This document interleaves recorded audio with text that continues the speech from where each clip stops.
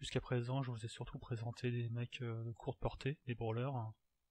Aujourd'hui, je vais vous présenter un mec de moyenne portée, longue portée à l'arrière, sur le châssis Stalker. C'est un Stalker 3F. Vous pouvez le faire sur quasiment toutes les variantes de Stalker. Je l'ai équipé avec 4 larges lasers dans les bras, 2 dans chaque bras, et 4 missiles longue portée 5. Ils sont répartis sur tout le mec. Alors c'est pas un build très courant, mais c'est un truc qui fonctionne pour moi. En général, les gens se contentent de 4 larges lasers ou d'autres choses. Mais j'aime bien les LRM pour servir de soutien. Bon, j'ai pas de ligne de vue directe. Mais il faut garder en tête que les armes principales ce sont les larges lasers. Pas question de s'en servir comme un LRM bot. Vous voyez de toute façon que j'ai très peu de munitions, à peine 3 tonnes de munitions de LRM. J'ai aussi un AMS. Vous pouvez, si vous ne l'utilisez pas, l'enlever et le remplacer par un heatsink par exemple. Car vous verrez que le mec chauffe quand même pas mal. La grande force de ce mec, c'est la position de start point. Vous voyez ici, les lasers sont dans les bras, tout en haut du mec. C'est-à-dire que si vous voulez tirer par-dessus une crête, vous n'avez qu'exposer une partie infime du mec. À vrai dire, le cockpit étant placé plus bas que l'airpoint, dès que vous voyez quelque chose, vous pouvez tirer dessus. Une chose importante aussi à savoir quand on utilise ce mec, et d'une manière générale tous les mecs avec 4 larges lasers, c'est que à partir du 4ème large laser, vous avez une pénalité de chaleur, et qui est assez importante. Si vous tirez 4 larges lasers, c'est comme si vous en tirez 5, voire un peu plus que 5. Donc ce que vous allez faire, c'est les tirer 2 par 2. Donc là en face de nous, on a un groupe de 18 joueurs. Ça veut dire qu'ils vont être beaucoup plus légers que nous a priori, à cause de la manière dont le matchmaker est fait. Ils vont peut-être avoir 2 lourds issus de leur groupe isolé, mais sinon ils vont être plutôt des médiums. Ils vont être aussi beaucoup plus coordonnés, donc il va falloir que nous de notre côté on soit bien serrés et pas éclatés comme on l'est en ce moment. Pour l'instant la priorité ça va être de resserrer les rangs, de se rassembler et ne pas se faire choper un par un, car à ce petit jeu l'ennemi va pouvoir toujours gagner. Heureusement pour nous, ils ont pris une stratégie qui est assez attentiste. Ils n'ont pas été agressifs, ils n'ont pas poussé sur les extrémités par exemple, pour essayer d'attraper les cibles isolées. Là j'en repère un qui est au fond dans la vallée, qui se dirige vers la gauche. Je vois ce laser qui part aussi vers la gauche, à partir d'un spot qui est assez courant pour les équipes longue portée. De ce point de la map, ils ont un bon aperçu, sur une bonne distance de ce qui se passe dans des espaces à découvert. Et ils ont fait ce qu'on appelle une ligne de feu, avec tous leurs mecs à découvert, qui peuvent tirer sur tout ce qui dépasse. Là, je passe en phase 2, vous voyez, je prends quelques dégâts. Donc j'essaie de me planquer un peu. Tiens, viens chercher tes pruneaux de gauze. On n'est pas trop mal positionné non plus parce qu'on est relativement porté. Il va falloir faire attention et à ce moment-là, une idée c'est quand même de me rapprocher le plus possible. Le sort joue en notre faveur parce que un de leurs assauts a été pris en solo par 2 light alliés. Donc on gagne à 1-0 kill. Mais l'ennemi lance une contre-attaque et arrive à tuer un premier light. Et le deuxième est en mauvaise position. Par contre, là ils se mettent en position défavorable, voire ils veulent couper la retraite des light ennemis. Et pour faire ça, ils se mettent à découvert. On a toute notre équipe qui sont pour les canarder en position haute. Et j'avoue que je comprends pas trop ce mouvement. Et, on en profite.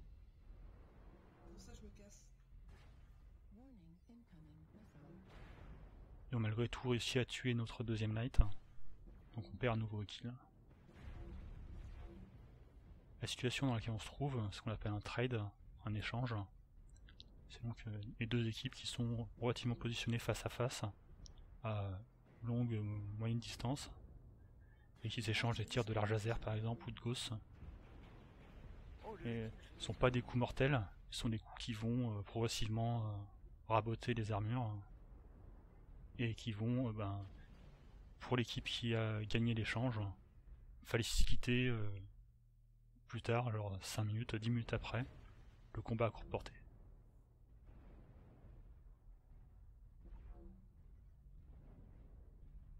Ils trollent volontairement pour me faire reculer, je pense. J'essaie de me caler sur la gauche, toujours avec cette idée de réduire la distance. C'est vrai que t'es bien les yeux, ta cata aussi. Je vois personne.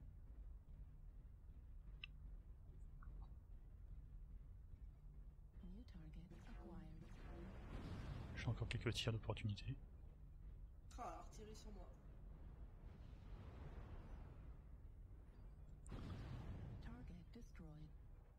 Tiens.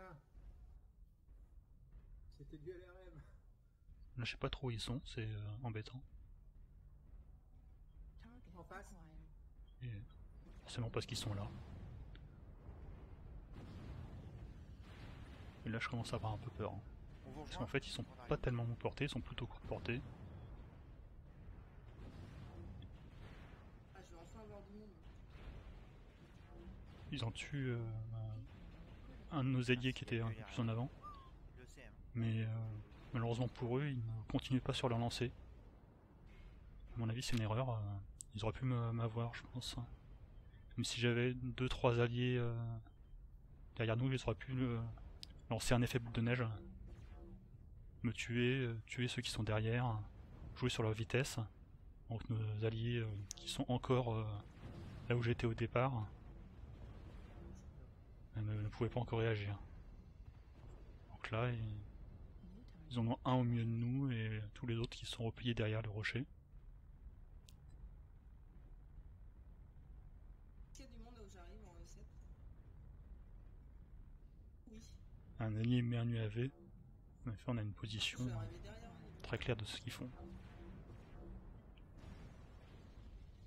Alors Ravan fait une chose intéressante, c'est-à-dire qu'il va lancer la charge par, en mettant le bordel dans nos lignes, nous faisant nous retourner, et le fait qu'on se soit retourné à essayer de le tuer au moment où ses alliés poussent. Le crabe, la jambe. Et c'est pas suffisant. On tue 3 ou 4 de leurs mecs quand ils poussent. J'ai l'impression que leur stratégie de charge, de brawl, était un peu une stratégie par défaut. C'était assez mal coordonné. Et on a surtout gagné, je pense, parce qu'ils étaient pas hyper organisés. Là, il reste 3 mecs qui sont restés dans la petite vallée On va finir. et qui n'ont pas pu partager leur armure avec leurs coéquipiers. Quand vous faites un peu une charge, ce que vous voulez c'est que tout le monde s'investisse, que tout le monde prenne des coups. Comme ça, c'est moins facile pour l'ennemi de concentrer sur un ou deux mecs particuliers. Plus il y a de cibles visibles, moins c'est facile pour l'ennemi de frapper tous la même. Et donc de descendre le plus rapidement possible.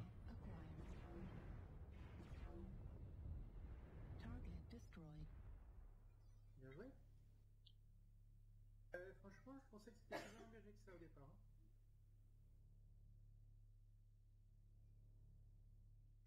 Ah, j'étais dans leur dos quand ils ont chargé, c'était bien drôle.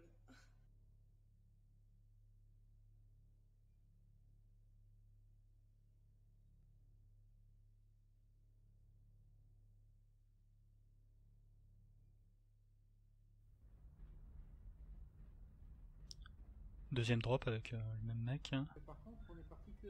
Et donc on est sur Canyon Network en mode assaut. Et il va se passer une chose assez courante quand on spawn de ce côté-là, et qu'on se dirige plutôt sur la côté droit. Ouais, Titi, t'es pas mal placé là parce que t'as du range donc. Ah, mais là, Notre on va but, se ça faire va être, abonner si on monte là-bas. en tout cas de moi et de mon coéquipier qui est Moi, je suis sur ma dans droite le chaud, immédiate, je préfère reculer c'est dans de le prendre la dos, position haute. on va voir ça va Il pas faut faire attention en montant sur cette rampe, parce que c'est possible que l'ennemi soit en face de nous en train de nous attendre, Il y a personne. puisse nous aligner, Ouais, on a notre belle brique. positionner en ligne de feu. Et c'est très brutal, c'est pour ça que j'avance pas à pas, vraiment doucement. J'utilise le fait que mes hardpoints sont positionnés très haut pour pouvoir me découvrir un minimum. Ah, il y a personne. Mais là, ce que fait l'ennemi, c'est partir Trois non plus. à gauche toute, soit pour nous prendre à revers par là en face de moi en C4, soit pousser la base. Et ce qu'ils me font, c'est pousser la base. C'est très typique sur cette carte quand on spawn de ce côté-là. En fait, il est beaucoup plus court pour l'ennemi de rejoindre notre base que l'inverse. Ils ont rush notre base en fait. Et là, ils y vont visiblement avec toute l'équipe. Alors là, l'erreur à ne pas faire, c'est d'envoyer un ou deux lights pour prétendument sauver la base, alors que le reste continue à faire comme d'habitude. Ce qu'il faut faire, c'est revenir l'équipe complète.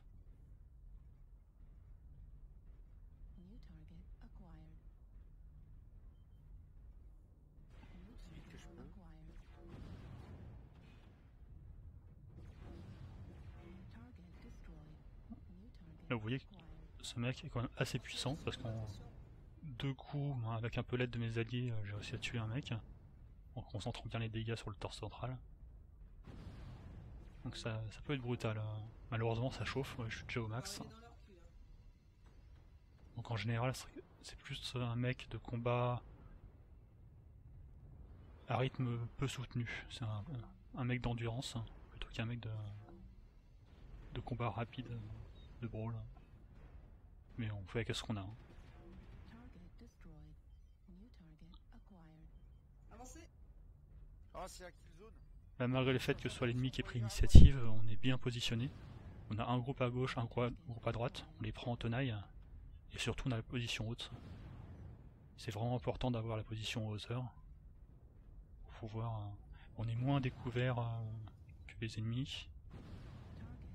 On peut mieux choisir nos cibles. On peut dicter le rythme de l'engagement.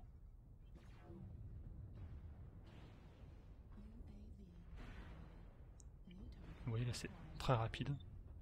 On est déjà à 9-3.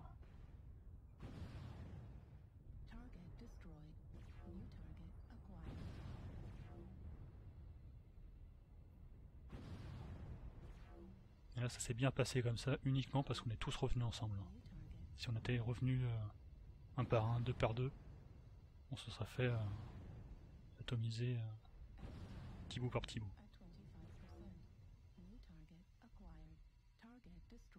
Oh bah on les a dérouillés. Ah, Bon, j'ai tanké comme en les deux PU sur la sont front passés de par feu. le- Donc s'il y a vraiment une leçon à apprendre de ces deux matchs, c'est que quand on fait quelque chose, on fait en équipe de manière coordonnée, Nous a tiré, nous prend- sinon on a de grandes chances de perdre.